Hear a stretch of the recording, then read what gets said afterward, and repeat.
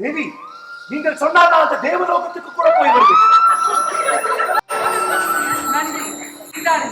பிறகு சந்திப்போம். பிறகு சந்திப்போம் என்று சொல்வது அவ்வளவு பொருத்தமாக இல்லை. ஏன்? பிரிந்தால் அல்லவா மறுபடியும் சந்திப்பதற்கு. பரிசா வேண்டும். என் கனவிலும் அடைய முடியாத பரிசாக இருக்கும்.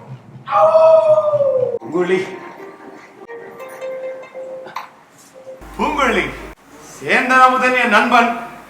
அவனுக்கு எதிராக நான் ஒன்றும் செய்யக்கூடாது. ஒரு வேளை அவனும் காதலன் இல்லை என்றால் ஏன் தாங்குகிறாய்? அந்த இடத்துக்கு நான் விண்ணப்பம் போடலாம் என்று பார்க்கிறேன். காதல் கீதல் என்று பேச்செடுக்காதே. மறைப்பதில் பயன் ஒன்றும் இல்லை தேவி.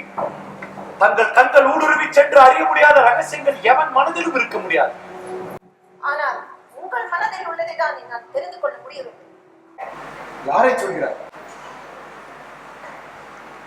இளைய பிராட்டி குந்தவையைத்தான் சொல்கிறேன். அதிக பிரசங்கி, உலகில் உள்ள மன்னாதி மன்னர்கள் எல்லாம் குந்தவையின் கைப்பிடிக்க தவம் கிடக்கிறார்கள். அவளை நீ மனதால் பிடிக்கிறார்கள். சந்திரனுடைய ஒளியை சக்கரவர்த்திகளும் பார்த்து அனுபவிக்கிறார்கள், ஏழைகளும் பார்த்து அனுபவிக்கிறார்கள். அவர்களை யார் எப்படி தடுக்க முடியும்? உண்மைதான்.